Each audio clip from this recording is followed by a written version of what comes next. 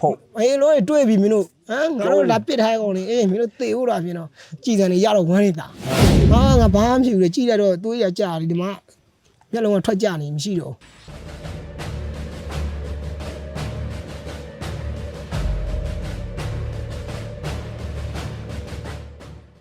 အရင်ဆုံးစရမိတ်ဆက်လိုက်ပါကွာမိတ်ဆက်လိုက်နော်ချင်းချင်းမိတ်ဆက်လိုက်တိရောတိပြီးသားပါဒါပေမဲ့နားထောင်နေတိအောင်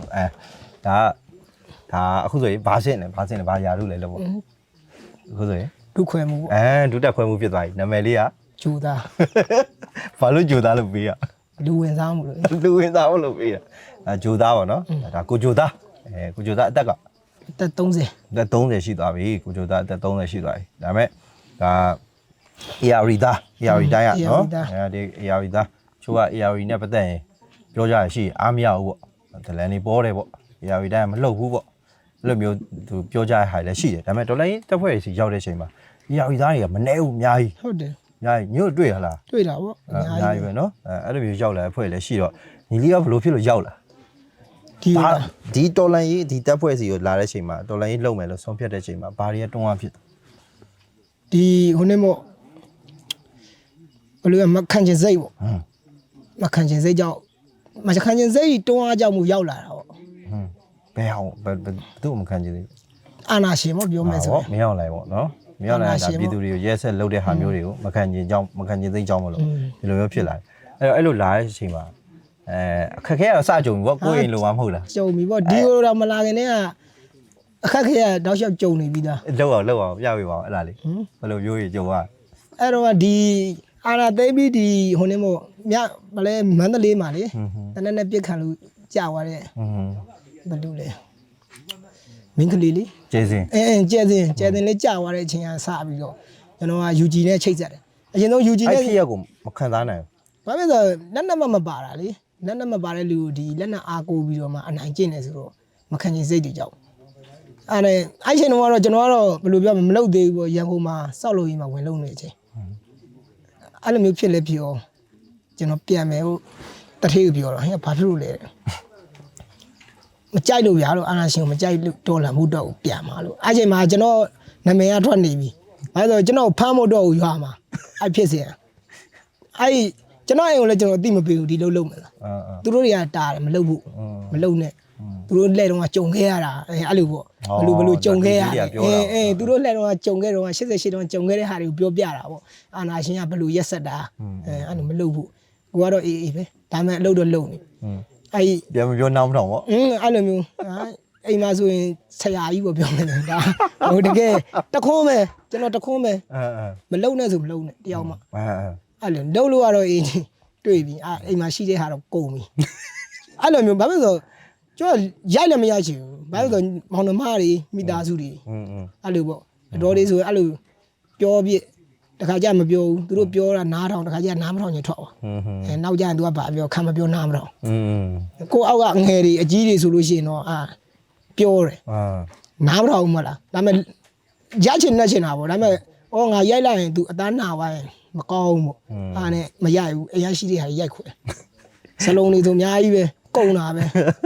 စားဟိုပြန်ပြီးဖွင့်ဟိုထုထောင်းပြီးတော့ပြန်စားမှဆိုတော့မရအောင်တလုံးချင်းကိုချပို့အဲ့လောက်ထိဒါစိတ်နဲ့ပြင်းထန်တာပါနော်အဲ့နဲ့ပဲဒီအလုပ်ကိုလှုပ်ဖြစ်တယ် UG ချအောင် UG ချတဲ့အချိန်မှာကျွန်တော်ကဖမ်းနေပြီဒါပေမဲ့ UG အလုပ်လုပ်လို့ရှိရင်တေဖို့လမ်း80 80လောက်ရှိတယ်ရှင်ဖို့ဆိုတာမပြောနဲ့90လောက်ပဲရှိတယ်ဘာဖြစ်လို့ဖမ်းမိတဲ့လူတိုင်းကအသက်ခံရတယ်ဟိုစစ်ကြောရေးမှာတေဝါပြန်ပြီးဟုတ်လားဟိုဟာတွေဖြစ်တဲ့ဒီဟာဖြစ်တဲ့ညင်နေတွေ့နေကြားနေရအဲ့နဲ့ကျွန်တော်ဒီလို့စလို့တော့မချိန်မှာအိမ်ဖုံးဆက်လိုက်တယ်ငါလို့အိမ်ပြန်လာမယ်လို့အကုန်လုံးအစင်သစ်နေတာလို့ဘယ်သူမှမပြောနဲ့လို့အဲ့နဲ့ကျွန်တော်ပြောပြီးတော့ကျွန်တော်အဖွဲ့ဝင်တွေအရင်ဒီအာနာစသိမ့်တဲ့ချိန်တော့ပေါ့ရွာမှာဒီမြူးကွင်းပြဘာပြစ်တော့ကလေကိုရွာတွေဒီလိုလက်လုံးမှာဆိုလို့ကျွန်တော်ဖွဲ့ထားတဲ့လူတွေအများကြီးရှိတယ်အဲ့လိုလူတွေအများကြီးတွေကကျွန်တော်ပြောမှဆိုယုံကြည်ရတဲ့လူပေါ့ဘယ်လက်ယုံနဲ့ညာလက်ယုံနှစ်ယောက်ထားတာပေါ့တကယ်အားကိုပဲဒါပေမဲ့တော့ဆရာကြီးဘယ်လက်ယုံကတော့ထောင်ထဲမှာပေါ့ထောင်ထဲမှာပေါ်ဆောင်မှုကြောက်ပေါ့ဒါပေမဲ့ညာလက်ယုံကတော့ကြာပါပြီဒီပကိုးရွှေကျင်ကြောက်ကြီးမှန်တိုင်းတိုက်ပွဲမှာနှစ်ဖက်စလုံးအားကိုကလက်နှစ်ဖက်လုံးပြုတ်ဒါပေမဲ့ကိုယ့်ရဲ့ ရဲဘော်တွေပေါ့ဒီစိတ်တက်ရှိတဲ့လူတွေကျွန်တော်ကြံခဲ့တဲ့လူတွေပေါ့အကုန်ခေါ်ထုတ်တာဒါပေမဲ့နောက်ကြတဲ့လူကတော့အထဲပြန်ရောက်သွားတာပေါ့ဖမ်းမိတာပေါ့အဲ့လိုမျိုး UG ဖွဲ့တွေကပြန်ခေါ်ထုတ်သေးတာ အကုန်ခေါ်ထုတ်တာဒါပေမဲ့ကျွန်တော်ကအရင်ဆုံးသူတို့အကုန်ထုတ်တာနေလို့မရတော့နေရာတော့အကုန်ထုတ်တာကျွန်တော်နေမဲ့နေရာတွေကိုကျွန်တော်အကုန်ပေးခဲ့တယ်စိတ်ချတဲ့နေရာတွေပဲကျွန်တော်ပြောတဲ့ဦးနဲ့မော်ကျွန်းကအကိုကြီးတွေဆိုတကယ်စိတ်အားထက်တန်တာအဲ့နေရာတွေကပါစအကုန်ကျွန်တော်ပေးခဲ့တယ်သူကကျွန်တော်ပြောကျွန်တော်အကုန်ထုတ်ပြီးသွားပြီထုတ်ပြီးသွားချိန်မှာကျွန်တော်ပြောညီလေးတဲ့မင်းဘယ်မှမသွားပါနဲ့လားတဲ့ငါတို့ဒီမော်ကျွန်းဒီသူတို့ရွာလေးပေါ့ရွာတော့ထက်မပြောတော့ဘူးအဲ့ရွာလေးမှာတော်တော်ဆိုးနေတယ်ပေါ့မင်းရှိမှရမှာပါညာချကြမယ်ပေါ့ဒါပေမဲ့ကိုကပြောပြလေအစင်မပြေတော့ဘူးလို့ကျွန်တော်နာမည်ထွက်သွားပြီဓာတ်ပုံနဲ့ထွက်သွားပြီဖြစ်တဲ့အတွက်ခဏခဏကျွန်တော်ရင်းနဲ့ဝင်နေပြီဆိုတော့ကျွန်တော် AOE တိုင်းထဲမှာနေလို့မရတော့ဘူးဒါပေမဲ့ဒီဘက်ကိုချိတ်ဆက်တယ်အဲ့ဒီတွန်းအားပေးခဲ့တဲ့ဖြစ်စဉ်ပေါ့ကျွန်တော်ကျောင်းသားဟိုအာနာသိမ့်မြက်ချင်းကကျောင်းသားတက်မကိုက်နေချင်းချိတ်ဆက်တာဒီ PDF ဘာညာမပေါ်သေးဘူးအချင်းကဒီ2လပိုင်း3လပိုင်းလောက်မှာကျွန်တော်အကုန်လိုက်ချိတ်ဆက်တာစာမပြန်ကြအောင်ကျောင်းသားတက်မကအမှန်တမျှစာမပြန်အချင်းကလည်းသိတဲ့အတိုင်းပဲလေဘယ်သူမှမယုံမယုံကြည်ရတော့ကိုလည်းအပြစ်မတင်ဘူးဒါပေမဲ့သဘောပေါက်တယ်အဲ့လိုမျိုးပေါ့အားနဲ့ဒိုင်းမော့မှာပဲချိတ်ဆက်မှုပိုင်းမှာအခုခက်ခဲခဲ့တာအများကြီးအဲ့ဒီခက်ခဲခဲ့တယ်အားနဲ့အရင်ဆုံးချိတ်ဆက်တာဘာနဲ့ချိတ်ဆက်မိတယ်ဆိုတော့ BBNA နဲ့ကိုအောင်ကြော်လားမသိဘူး BBNA လေကျုံမူဝင်သားပဲအားနဲ့ချိတ်ဆက်တာ तू ကဖောင်တင်ရမယ်တဲ့ကိုကစာမတက်ဘူးအင်္ဂလိပ်လိုတင်ရမယ်ဆိုတော့ပြောပြတာပေါ့နားမလည်ဘူးအင်္ဂလိပ်လိုစာမတက်ဘူးအားဆိုရင်လည်းမင်းနေရလိမ့်စာအမေဖေးနေမယ်အကုန်ပေးဆိုကျွန်တော်အကုန်ပေးပြီးပြီအကုန်ပေးပြီးတော့တင်လိုက်ပြီဒါပေမဲ့သွားမဲ့အချိန်မှအဲ့မှာတိုက်ပွဲတွေဖြစ်လို့လာလို့မရအောင်ဆိုရက်သွားပြီနောက်ကချင်းစီတီအနဲ့ထိုက်ရချင်းစီတီအနဲ့ထိုက်ရတော့ဟာညီလေးတဲ့လာခဲ့ပေါ့လာခဲ့ဆိုသွားမဲ့ချိန်မှကျွန်တော်ဘယ်နေ့ကြာလာခဲ့မယ်သွားမဲ့ရက်ကိုကကြိုပြောထားတာပေါ့ဒါပေမဲ့တိုက်ပွဲဖြစ်လို့မသွားပြီဘူးဒါပေမဲ့ကိုစုံစမ်းလိုက်တာဘာစုံစမ်းလိုက်ဆိုလေရင်နဲ့ဟာချင်းပြည်နယ်ကိုလေရင်နဲ့တော့ရောက်တယ်အဲ့လိုလင်းစုံစမ်းကြည့်လိုက်တော့ဒီချင်းပြည်နယ်ထိဆိုရင်တသိန်းခွဲပေးရမယ်လင်းရကျွန်တော်ဖုန်းဆက်သွယ်ဘာညာပြန်လို့ဟာညီလေးတဲ့မလာနဲ့ဦးတဲ့ကိုကြီးတို့လာခေါ်တဲ့နေရာထိကိုညီလေးမရောက်ခဲ့ညီလေးဒုက္ခရောက်လိမ့်မယ်တဲ့အားနဲ့မရအောင်မရတော့လေဒီဘက်ကိုချိတ်ဖို့ကြတော့လေလမ်းကြောင်းအောင်မရှိဘူးမရှိတော့အားနဲ့လှုပ်တော့ကိုယ်စလဲတော့ဤပြုံးကကျွန်တော်တို့ဟိုဝင်ရဆိုတော့လှုပ်တော့ကိုယ်စလဲဆိုတော့ချိတ်ဆက်လိုက်တာဒါဘာပြောလဲဆိုတော့အေးပေါ့ AOE တိုင်းထဲမှာ PDF ရှိတယ်ပေါ့ဖွဲ့ထားတယ်အဲ့ကိုသွားကျွန်တော်နေလို့မရတော့ဘူးလို့အေးတဲ့အဲ့မှာတဲ့သူတို့ပြောတဲ့နေရာတွေကိုသွားပြီးတော့သူတို့လာခေါ်မယ်ပေါ့အဲ့မှာစစ်တပ်နံတက်ပြီးရင်သူတို့ချမှတ်ပြီးတဲ့နေရာမှာတာဝန်ယူရမယ်ပေါ့ UG ပြန်လုပ်ရမယ်ပေါ့ကျွန်တော်ကဓာတ်ပုံထွက်နေမရတော့ဘူးလေအားနဲ့ကျွန်တော်လည်းအဲ့ဘက်ကိုဖြတ်ချပြီးတော့အားနဲ့ Facebook သုံးတော့ဆရာဆွဲကလိုက်တက်လာလိုက်သူလိုက်လွန်းနေတာတက်လာတော့သူပြောတဲ့စကားတွေကဘယ်လိုပြောမလဲကြော့ရင်ထဲမှာလာတူနေတယ်ခိုင်ုံချက်ချင်းလာတူနေသူပြောတဲ့စကားတွေနဲ့အဲ့လိုမျိုးတူနေတော့ချိတ်ဆက်လိုက်တော့ကျွန်တော်ကလည်းကျွန်တော်လူကထုတ်လို့မကုန်သေးဘူးချိတ်ဆက်ရနေပြီအဲ့နဲ့လာမဲ့ရက်ကိုကြိုပြောပေါ့ဘာညာအဲ့တော့လည်း BBN ဖမ်းနေဘာညာဆိုအကုန်လုံး BBN တွေဖြတ်ချရတယ်အဲ့လိုလာဘူးတော့အဲ့နဲ့မသွားခင်မော်ကျုံကအကူကြီးကိုပြောတာကိုကြီးလို့ကျွန်တော်နေလို့မရတော့ဘူးလို့ဟုတ်ဦးတဲ့ညီလေးတဲ့နေကွာတဲ့ကိုကြီးလဲထဲမှာသွားနေတဲ့ထမင်းနေတိုင်းပို့ပြီးမယ်ပေါ့ဘဲမှမသွားနဲ့အဲ့လဲထဲမှာပဲနေတဲထိုးထားပြီးမယ်အကုန်လုံးဘာညာသူလုံမယ်ပေါ့မရတော့ဘူးလို့ဒါပေမဲ့ကိုကြီးစိတ်တော့ကျွန်တော်သိတယ်လို့ကျွန်တော်တကယ်လို့တော်တဲ့ရောက်သွားလို့လွတ်မြောက်နေမိရရောက်သွားတကယ်လှုပ်တဲ့အဖွဲ့စည်းတဲ့ကိုမရောက်မှဆိုလို့ကိုကြီးကျွန်တော်စိတ်ပူတာသိတယ်လို့ဒါပေမဲ့မပူနဲ့လို့ကျွန်တော်သွားမဲ့အဖွဲ့စည်းကတကယ်ပြည်သူလူထုကိုတကယ်အကျိုးပြုတဲ့အဖွဲ့စည်းကိုကျွန်တော်သွားမှာလို့အဲ့မော်ကျုံအဲ့ကိုကြီးကျွန်တော်အဲ့လိုပြောခဲ့တယ်ဒါပေမဲ့ဒီမှာလို့ကျွန်တော်တို့ဒီဖွဲ့ကိုသွားမှာလို့အဲ့တော့ဆရာဆွဲကနည်းနည်းလေးပိန်သေးတယ်ဒီစစ်စွတ်ကျဲလေးနဲ့လိုက်လွှင့်တယ်မိဖို့သူကကြည့်တော့အေးပြီးလဲပြီးရောညပလဲကြောက်လာထားဟိုစကားဆိုင်နဲ့ပြောမိတာပေါ့ရောက်ညီလေးတဲ့ဂျူသားတဲ့မင်းသွားမဲ့အဖွဲ့စီရောက်ဟုတ်လားကွာတဲ့ဟိုမှာကြည့်အောင်နဲ့ငါမယုံတော့ရောက်တယ်လူမိုက်တွေလားမသိဘူးပဲတော်လေးရောက်အဲ့လိုတကယ်ရောအစောပိုင်းဆိုတော့အေး तू ကလည်းအဲ့လိုမယုံကိုကလည်းအဲ့လိုမယုံဆိုတော့ကိုကတော့ယုံကြည်ပြီးသား तू လိုက်လွှင့်တဲ့အချိန်မှာစကားပြောနေတဲ့ဟာတွေကကိုစိတ်နဲ့ထပ်တူကြနော်အဲ့ဖွဲ့စီကိုသွားမှာအားနဲ့အကုန်လုံးနေရတော့ဟိုကျွန်တော်ကကားလန့်သွားလို့မရတော့ဘူးလေဘာလို့ဓာတ်ပုံပေါက်နေပြီဆိုတော့ရေလမ်းကြောင်းသွားအဲ့တော့ရှက်ပြေး နေမပသိဒီဘက်ဘေးမှာတင်မောစိတ်ကတ်အဲ့မှာသွားစီရအဲ့ရိုက်တော့စီပြီးမှရန်ကုန်တက်ရန်ကုန်ကနေပြီးတော့မှအောင်မလိုင်းတော့ဒီကိုလာတဲ့ချိန်ဟိုကတခါလေးပြတ်လာပြီ BB ကနေပါတယ်လမ်းမှာဒုက္ခကြီးကျရောက်ခဲ့တာဆုံးဖြတ်ချက်3ခါပဲကျွန်တော်ချခဲ့လိုက်တော့ဒီကိုရောက်လာတာရေဆက်ပါလို့ရောက်လာတာကျွန်တော်နဲ့အတူတူလာတာဆိုကြားပေါက်ဆိုတဲ့တယောက်ရှိတယ်စနိုက်ပါသမားဟိုတော့တဲ့သူကအာရှလမ်းမှာတောင်းကြတာသူနဲ့တူလာတာအောင်တရားနဲ့ပြုံးနေတာပေါ့အခုဂျင်းနေတယ်ဟောဒါပေမဲ့ဒီကောင်မှမှတ်ပုံနေမရှိဘူးညီကို2ယောက်ရှိတာသူတို့ညီကို2ယောက်အရင်ဆုံးအဲ့ရွှေချင်းကြောက်ကြီးကိုလွတ်ဖို့တော့မှတ်ပုံတွေအတူရပြီးတော့ချက်ချင်းပို့ရမယ့်အချိန်မှာသူ့ညီကအဲတာဖြစ်တော့မလိုက်ရအောင်သူ့အကူပဲပို့လိုက်ရအောင်ပို့လိုက်ရတော့နောက်ပိတ်ဆုံးကြတော့ကျွန်တော်ကတွက်ထားတာသူတို့2ယောက်ပို့မယ်ဘာဖြစ်လို့ကျွန်တော်သွားမဲ့လမ်းကြောင်းမှာတကယ်လို့ကျွန်တော်ပါသွားရင်ဟုတ်လားမင်းဘော်ဒါဘလူပါလဲဆိုခေါ်ထုတ်ရထုထောင်းပြီးခေါ်ထုတ်ရဒီကောင်မှအစ်စ်ပါလာမှာဆိုအဲ့ကောင်ညီကို2ယောက်အရင်လွတ်တာနီးစက်တဲ့နေရာကိုရန်ကုန်နဲ့နီးစက်တဲ့နေရာကိုဘကိုးရွှေချင်းကြောက်ကြီးကိုအရင်လွတ်တာသူ့ညီကတော့အမှအဲတာဖြစ်ကျွန်တော်ကြံခဲ့တော့မှတ်ပုံတွေကလည်းအတူကြီးလက်9လုံးလောက်ရှိတယ်ကျွန်တော်တို့တေးသေးလေးမဟုတ်ဘူးဒီညဘက်ပဲရိုက်မနက်ဖက်ကြတော့ဓာတ်လိုက်ကာစီဆရာဆွဲကြီးဖုံးဆက်တာခဏကျွန်တော်ဖက်ဟေးအောင်လည်းမင်းစော်မရှိဘူးလားတဲ့အားနေနဲ့မင်းဖုံးပြီးခေါ်တယ်ကိုကဘာပြောမှမသိဘူးလားဟေးအောင်လည်းမင်းစော်မရှိဘူးလားတဲ့အားနေမင်းဖုံးတကောင်ပဲခေါ်နေပါပြန်အဲ့လို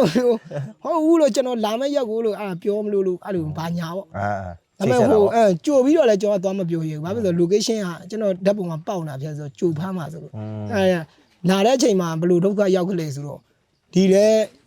ေကော့ဂရိတ်လည်းရောက်လဲရောက်စီးတဲ့ကားမြောက်ပြီးသူကသွားမှာကျွန်တော်ကတိထားတာကော့ဂရိတ်ပဲတိထားတာကော့ဂရိတ်ကိုလာခဲ့ဆိုတော့ကားသမားကိုဒီဂျွမ်းဒရာကြော်လာတော့ကိုကြီးလို့ကျွန်တော်ကော့ဂရိတ်ကားဝင်းထဲမှာဆင်းမယ်လို့ညီလေးတဲ့ကိုကြီးလို့ကားကော့ဂရိတ်ကားဝင်းထဲဝင်မဲ့ကားမဟုတ်ဘူးတဲ့မြောက်ပြီးဓာတ်လိုက်သွားမဲ့ကားဟာလို့အဲ့ဆိုသွားပြီလို့ကျွန်တော်သွားမှာကော့ဂရိတ်စီလို့လေးနာရိုက်ကြော်နေပြီနဲ့ဂျွမ်းဒရာကြော်လာတဲ့ခါမှာညီလေးတဲ့ဟိုနေ့ဖြစ်ရင်းနဲ့ညီလေးစဉ်းစားပြီးတော့တဲ့စီစဉ်ပေါ်တဲ့ကော့ဂရိတ်လမ်းဆုံးမှာဆင်းမလားတဲ့အမှအဲ့နိုးပါလာကြိုခိုင်းမတစ်စင်းကောင်းတယ်လို့ဆင်းမယ်လို့နဲ့ဖုံးခေါ်တော့အရင်တော့ဖုံးမခေါ်ခင်မို့အဲ့လမ်းမှာဂိတ်တွေရှိတာပေါ့စစ်ဆေးတဲ့အချိန်မှာကျွန်တော်အဲ့ကြားပေါက်ဆိုတဲ့ကျွန်တော်ညီတယောက်ကျွန်တော်မှားတာဟေ့အောင်မင်းကိုငါမေးမယ်မင်းတကယ်လို့မေးရင်မင်းခံမင်းဗမာနေတဲ့မင်းဟာဒီလိုပဲမော်ချုံမှနေတာရေလမ်းကြောင်းနဲ့သွားရတယ်ကိုညီပေးတာနာမည်သိတာဓာတ်ပုံသိလားမသိဘူးပြောညဘက်ကျွန်တော်ခေါ်သွားတာပဲဆက်လီကြီးနဲ့သွားနေရတာအခုတော့တယောက်လည်းထွက်လာတယ်ပြောငါမေးငါတယောက်ပဲခံမယ်ဒါပေမဲ့မင်းကိုဖုန်းနံပါတ်ပေးလိုက်မယ်သွားမယ်လာမယ်ဖုန်းနံပါတ်နဲ့ပေးပြီးတော့နဲ့ဒီဖန်ဂိတ်တဲ့ရောက်အကုန်ဆင်းခိုင်းအောင်အကုန်ဆင်းခိုင်းပြီးတော့ဒီမှတ်ပုံတွေနေမှာယူသွားတော့တနက်တွေနဲ့လိုက်ကျွန်တော်ကအရှိခေါင်းခွန်းထဲမှာစီးရဆိုတော့ကျွန်တော်ဗတ်မှန်ကိုကြည့်ထားတော့ဘေးမှာကျွန်တော်ညီဆိုစစ်ဟိုရဲတော့ရောက်တနက်တွေနဲ့လာရောက်လို့တနက်လေးနဲ့ကုန်ပြီးချင်းကောင်းနေတယ်တော့လို့မိုင်းတိုင်းလောက်ကြတာငါမိငါခံမယ်လို့မြို့ပေးထားတဲ့ဖုန်းနံပါတ်ကိုဆက်သွဲလို့ငါမိဝိုင်းငါဖမ်းမိသွားပြီဆိုပြီးဆက်သွဲလို့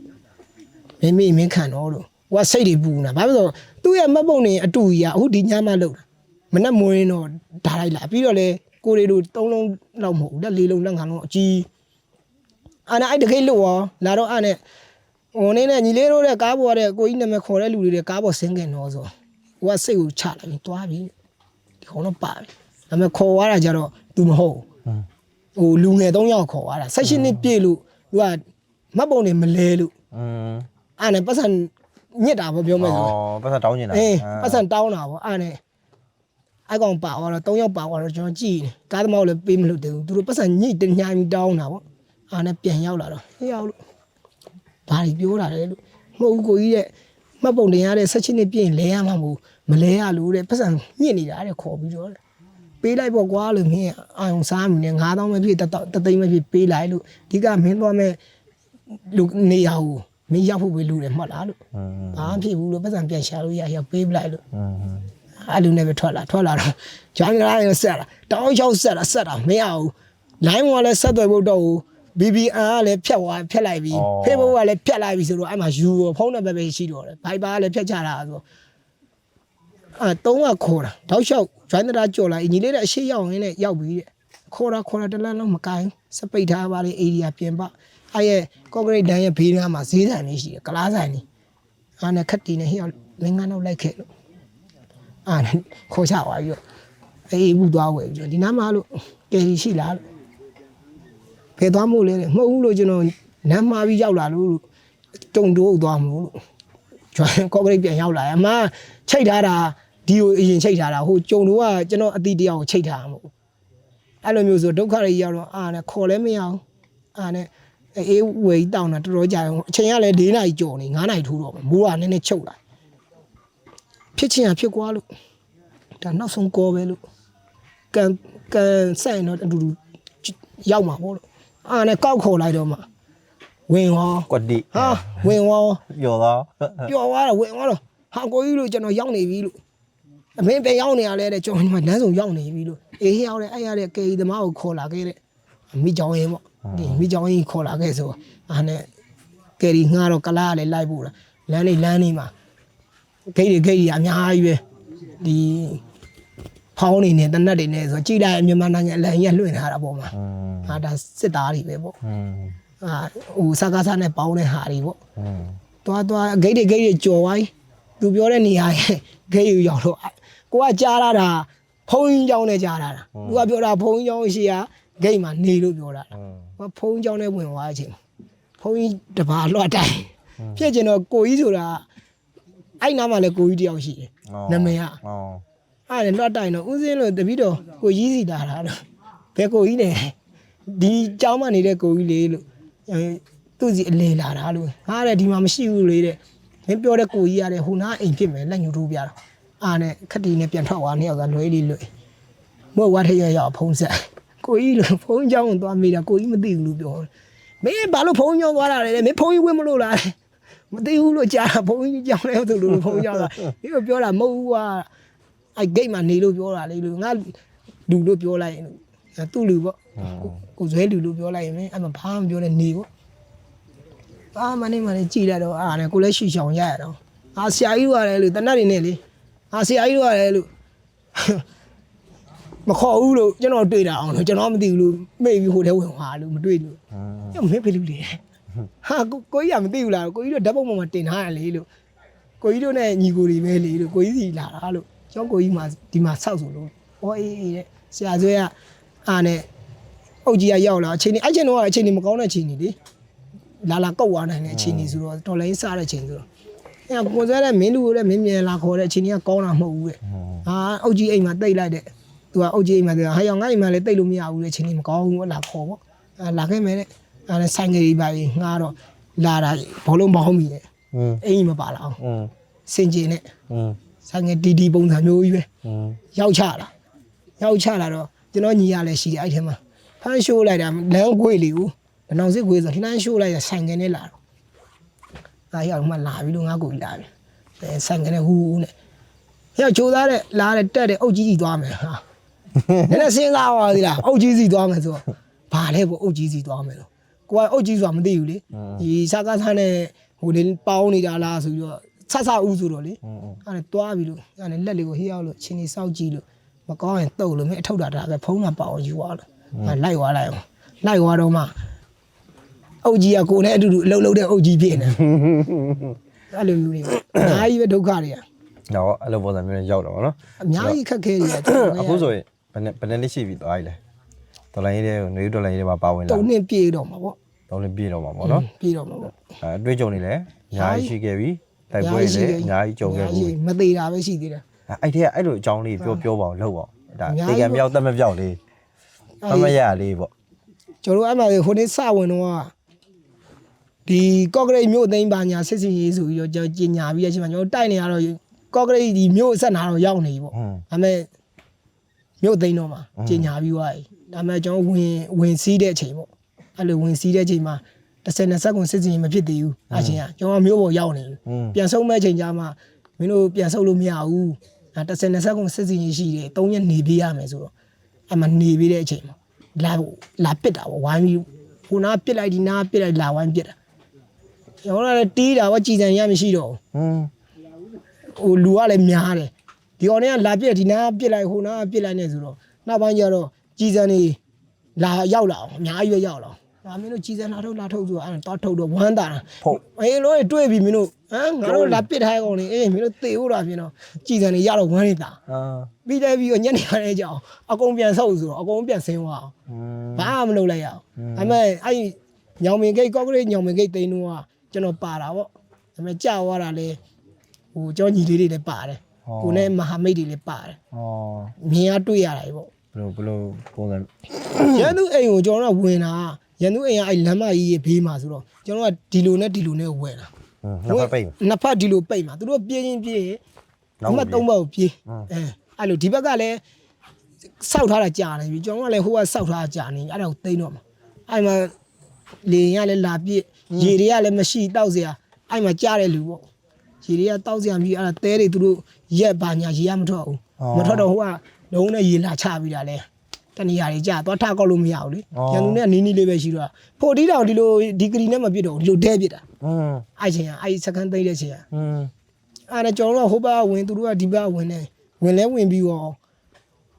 အိမ်ထဲမှာခွေးရရှိတာရှိတယ်အဲ့ဝိုင်းပြစ်တော့ဒီဘက်ကဝင်တဲ့လူနဲ့ကျွန်တော်ကဒီဘက်ကဝင်တဲ့လူကျွန်တော်ဝင်တော့အဲ့အိမ်ကချက်စီရောခက်တဲ့အိမ်ကအိမ်နေအိမ်တော့တနက်တဖောင်းပေါင်းတော့ထွက်လာဟာဘလူတွေလည်းမသိဘူးလို့ကိုလူတွေလည်းမသိဘူးလို့အဲ့ဒါဥဆောင်တဲ့အဖိုးလို့အိမ်ထဲမှာပြစ်တန်နေကြားနေလို့ကျွန်တော်တို့လူတွေလားလို့အေးဟုတ်တယ်လူလေးအဖိုးတို့လူတွေရောက်နေပြီအမားတော့မရောက်သေးဘူးအဲ့အိမ်ထဲကိုမရောက်သေးဘူးဒီဘေးလေးမှာဘာမှမဝေးတော့နည်းနည်းလေးပဲမြင်နေရပြီအဝေးမဟုတ်ဘူးအဲ့နဲ့မတင်ငါဘူးကျွန်တော်အဲ့နဲ့လမ်းမကြီးကိုတက်ပြီးတော့မျက်ပင်လေးတစ်ပင်နှစ်ပင်ကြားတဲ့တစ်ပင်လေးမှာကြည်လိုက်တော့တန်စကာတွေရင်တော့ပြောင်းထွက်လာတော့မှဟာကိုလူမဟုတ်ဘူးဟာလို့ကိုဘက်ကအော်နေပြီလေကိုအကောင်တွေကအိမ်ထဲကိုပြစ်ထည့်နေချိန်မှာဒီဘက်ကောင်အိမ်ထဲတော့မရောက်သေးဘူးသူတို့ဘက်ကိုကြည်ဖြတ်တော့ဟာလုံးမသားကြီးဘာလို့ပြစ်နေလဲဒီဘက်မှာငါတို့ရှိရလေဘာညာဆိုတော့အေးအချင်းချင်းထင်လို့ကိုလူတွေကဒီဘက်ကအော်တော့မှဟာလို့ပြောင်းလာလဲထွက်လာကိုကမြင်လိုက်ရပြီဆိုတော့ဟာကိုလူမဟုတ်ဘူးပေါ့ကိုလူအော်တာအိမ်ထဲအော်တာမဟုတ်တာဒီဘက်ကအော်တာဆိုဟာကိုလူမဟုတ်ဘူးအဲ့ဆိုပြောင်းက तू ကထည့်ပြီးတော့ तू ကဒီလိုလိုက်ဆွဲနေ45ဒီဂရီကိုလိုက်ဆွဲနေကိုကလည်းမျက်ဖုတ်သေးသေးမှာဝင့်နေသွားပြီးလို့ငါထပြေးငါတေမှာလို့အဲ့နဲ့ထမပြေဘူးတာလေးဝင့်ပြီးတော့မှ तू ကပြောင်းဆွဲထုတ်လိုက်တဲ့အချိန်ကြာမှာကျွန်တော်ထပြီးပြေးပြီးမှအဲ့တော့ဟိုဆက်သွယ်မှုပေါ့ဆက်သွယ်မှုအားနေခဲ့တာလည်းပါတာဗောတယောက်နဲ့တယောက်ဖုန်းတွေနံပါတ်တွေယူပြီးတော့အချိတ်ဆက်တွေမရှိခဲ့တာသူ့ကြီးဆက်ဖို့တော့မရှိဘူးဖုန်းမရှိတော့နောက်တန်းမှာရှိတဲ့ကိုယ့်ရဲ့လူရင်းပေါ့ဒီကမနူတို့ကိုချက်တို့ဖုန်းနဲ့ဆက်ပြီးတော့မှကိုရော်ကြီးကိုပြောပေးပါအဲ့အိမ်ထဲမှာရှိတဲ့ခွေးတွေတို့ပြစ်နေတာမဟုတ်ဘူးအဲ့ဆောင်းပိုင်းကာလတွေ့ကြုံလည်းမရှိသေးဘူးတွေ့ကြုံလည်းမရှိသေးဘူးဆိုတော့အားတဲ့အေးဟုတ်ပြီတဲ့ရန်သူကဗမာလဲတဲ့အဲ့တော့ကလည်းလမ်းမကြီးပေါ်မှာ60တီးရဆိုင်တယ်အဲ့ကောင်တွေတက်တယ်အဲ့နဲ့60တီးတဲဆိုင်နေတဲ့အိမ်ရဲ့နှစ်ထပ်ရင်ပဲအဲ့အိမ်အဲ့မှာပြန်လာနေပြစ်နေတော့အချိန်ကမရဘူးလေမရတဲ့အချိန်မှာကျွန်တော်အားနဲ့မပြောတော့ဘူးဖုန်းချပြီးတော့အနောက်ကပြန်ဝါပြီးထွက်ပြေးပြီးတော့မှအဲ့သူတို့ကညောင်ဝင်ဘေးကနေညောင်ဝင်ဘေးမှာအိမ်သူတို့နှစ်ထပ်အိမ်ကျွန်တော်ကဒီဘက်ချမ်းသူတို့ကဟိုဘက်ချမ်းရောက်နေပြီနှက်စင်ဘက်ချမ်းရောက်နေချင်းမှာကျွန်တော်လည်းပြေးနဲ့မောနဲ့အရောက်ဖမ်းကြည့်ရဟိုမှာပလက်လန်လေးတယောက်ဆွဲလာမဟာမိတ်ပေါ့မဟာမိတ်ကရင်ဒီမဟာမိတ်ရမယ်ဆွဲတာဟာဘာဖြစ်သွားဆိုဟာထိသွားဒဲထိသွားနှစ်ချက်ထိသွားပေါ့အဲ့တော့ကျွန်တော်တို့ဒီကြီးကလည်းပဲဖိုးတွေပိုင်းမတက်နိုင်သေးဘူးတန်အများကြီးနေပဲအားနဲ့ဟာဟုတ်လားလို့အဲ့ဒါဆွဲလို့အားနဲ့ဟိုဘက်မှာကျွန်တော်ဒီခွဲငါးမှာတာဝန်ဆောင်ဟိုတာဝန်ထမ်းဆောင်နေတဲ့ကိုရော်ကြီးရှိတယ်တက်ခွဲမှုအကိုရော်ကြီးလို့အဲ့ထဲမှာမေလို့တွေခွေးတွေလို့ RPG နဲ့ထုဆိုတာပြောတာ RPG နဲ့ကြီးပဲကျွေးတာအဲ့ထဲမှာသွေးတွေနဲ့ဒါပေမဲ့အလောင်းတော့မကြံခဲ့ဘူးပေါ့ဒီကောင်တွေအလောင်းတစ်လောင်းတော့ရတယ်သွေးတွေဆိုတာနဲတာမဟုတ်ဘူးဒီကောင်တွေရဲ့လက်ပစ်ဘုံတွေလည်းရတယ်ဒီကြည်ပေါက်တွေတနတ်တွေအဲ့ဒါတွေလည်းရ60တီးရောပြောင်းနေရောဗါတွေအကုန်ရတယ်အဲ့မှာတခါအများကြီးပဲတိုက်ပွဲဒီအာရှလန်တိုက်ပွဲမှာလည်းမတည်လို့မြောင်းဖေးတွေမှာကြာတယ်အဲ့လိုအနောက်ကိုကြော်ကြတယ်နှစ်ယောက်အတူတူနေနေတာတယောက်ကကြာသွားတယ်ကျက်တင်နက်ကစနိုက်ပါသမားအဲ့နှစ်ယောက်အလေကိုကြာတယ်ဆက်သွယ်မြောင်းရဲ့ဘေးကအလေကိုကြာတော့ဒဲအိမ်ကိုကြာသွားချင်မှာဖုံကဖွာကနေဆိုမြေကြီးကကျွန်တော်ကဆက်သွယ်မြောင်းတူးတင်ထားတော့အရှင်းမှာလားရှုံနဲ့တဲထည့်ပြီးတော့ကာထားတာပဲရှိတာလေအနောက်ကိုကြာတော့ဖွာကနေဆိုဖုံကဖွာကနေဒါလည်းနေတိအိုင်လာဆိုဖုံတွေကလည်းလုံးဝပလားနေချိန်ကြတော့တယောက်နဲ့တယောက်မမြင်ရဘူးလေကြာတာဒီမှာကြာဆိုကိုကသိနေပြီဟာငါမထီးငါဖိဘူးတဲ့လက်ကိုသူကဒီလိုအုပ်ထားတာဒါပေမဲ့ဖုံလုံးဝပြည့်တော့မှတွေးရကြာတာကျွန်တော်ကြည်ပေါက်ဆိုကျွန်တော်တွေးတော့မဆေးသေးဘူးသူ့တွေးကိုကြည်ပေါက်မှာအဲ့တိုင်းပဲကျွန်တော်ထားတာ ငါဘာမှဖြစ်ဘူးလေကြည့်လိုက်တော့သွေးရကြတယ်ဒီမှာမျက်လုံးကထွက်ကြနေမရှိတော့ အဲ့ဒါကိုဘာမှမဖြစ်ဘူးអော်သေးရ အဲ့တော့ဘာမှဖြစ်ဘူးတဲ့ညီလေးတဲ့ကိုဟိုနေလုံမယ်မလုံနဲ့ စိတ်တက်ကြီး ကျွန်တော်မာဖလာရှိတယ်စစ်မာဖလာအဲ့တော့မနေ့ပိုင်းဒီကောင်လေးကမနေ့ဖက်ဆိုထွက်လာတာခေါင်းလေးပြူပြီးတော့ဟိုကြည့်ဒီကြည့်နေဆိုကျွန်တော်လှမ်းခေါ်ဟိုမှာထွက်လာပြီးပြက်အောင်နည်းနည်းလှမ်းတော့လက်နဲ့ကြီးကြာတာအားနဲ့ဘာမှဖြစ်လေကိုကျွန်တော်လူတယောက်ထဲလိုက်မယ်လို့ရဲဘော်တယောက်လိုက်ရတယ်ညီလေးတဲ့အရှိမနေတဲ့ ဩ ဘာဖြစ်ရန်သူကမတရားကတ်လာတာဘာမှမလူတော့နီးနီးလေး အဲ့ဒါကို तू ကလုံးဝစိတ်မလို့ စိတ်မလို့ तू တီးမယ်ဆိုရင်မဟုတ်ဘူးစင်ကျွန်တော်မာဖလာနဲ့အဲ့ဒေါ်ဘီမျက်လုံးကိုပိတ်ပြီးလိုက်တာတယောက်ထည့်ပြီးလိုက်တယ်ဟိုးအောက်ရောက်တဲ့ထီကိုဘာမှဖြစ်သေးဘူးဒီမြေပြင်တာဝန်ခံကပါဆက်ပေါက်ပြီးတော့လှမ်းပြောတာဒါသူတန်ကောင်းလားကောင်းတယ်ညီလေးချင်းနေကိုကြီးကောင်းတယ်ဘာမှမဖြစ် ready ပဲအဲ့လိုမျိုးလုံးဝကိုမထင်တာကိုကြာသွားတော့ကျွန်တော်တို့ရဲဘော်တွေနဲ့အတူတူပဲပေါ့ကျွန်တော် point မှာရှိတဲ့ရဲဘော်အဲ့လိုရန်သူနဲ့ဘယ်တယ်ပြစ်ခဲ့တဲ့ဟာကိုမသေးဘူးနော်လက်နဲ့ကြီးကြတဲ့ဒဏ်ရာရတယ်ထိခိုက်တဲ့လူတွေရှိတယ်သူတို့ဘာမှဖြစ်သေးဘူးအဲ့ပေါ်တိုင်းတော့ကျွန်တော်နောက်တစ်ပွိုက်ရဲ့နောက်ဆုံးတစ်ပွိုက်ကိုထပ်ဆုပ်တဲ့အချိန်မှာဘာမှမဟုတ်ပဲနဲ့လက်နဲ့ကြီးကြအဲ့မှာ2ယောက်ပေးလိုက်ရအဲ့နေပဲသူလဲကြတဲ့နေအဲ့နေဒါသူအဲ့သူထိသွားတယ်နောက်တစ်ခါရဲဘော်တရားဒါတကယ်ဖြစ်ရမှန်ပေါ့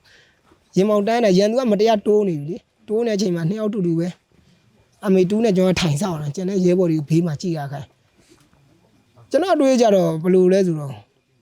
ဟိုကိုဖြစ်ရင်ဖြစ်ပလိမ့်စီကိုရဲဘော်မဖြစ်ဘူးဆိုတဲ့စိတ်တက်တာကျွန်တော်ဒါပေမဲ့တချို့ရဲဘော်တွေမြင်တာကြတော့ဟိုဘယ်လိုပြောမလဲရင်ထဲတော့မကောင်းတာတော့ရှိတာပေါ့ဟာငါတွေးတယ်လို့ငါစိတ်မျိုးတာသူတို့တွေးငါဘယ်တော့ဝမ်းသာလိုက်တရင်မြန်ကြတာအဲ့လိုပေါ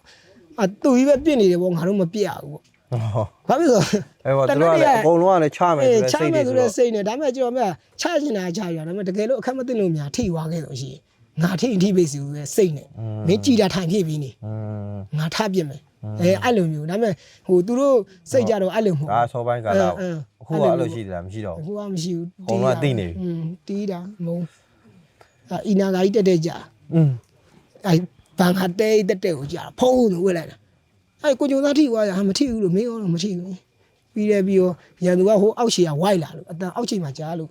့ကျွန်တော်ကဒီလိုအန်ပုံစံယူရတာပေါ့ဒီလိုနဲ့ဒီလိုယူရတော့ဒီဘက်ဘေးမှာကျွန်တော်တွားပြောဟိအရှိကိုတိချာကြည်ထား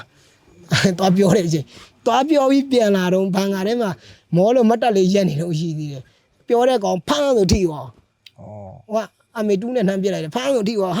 ာထိဝိုက်တယ်ကြည်တယ်တော့ကျွန်တော်ကလည်းလှမ်းပိုက်ကျွန်တော်ဘက်ကိုလဲတာဟုတ်ဆက်သွယ်ရေးမြောင်းကယူရတော့ရန်သူကရှိဆိုဒီဘက်ကိုလဲဒီမှာဖန်ကာဆိုလဲတော့ကျွန်တော်ဖန်ပိုက်ကျွန်တော်ထိဝိုက်ကျွန်တော်အောက်ပြုတ်အေးမင်းအာတင်နာအဲ့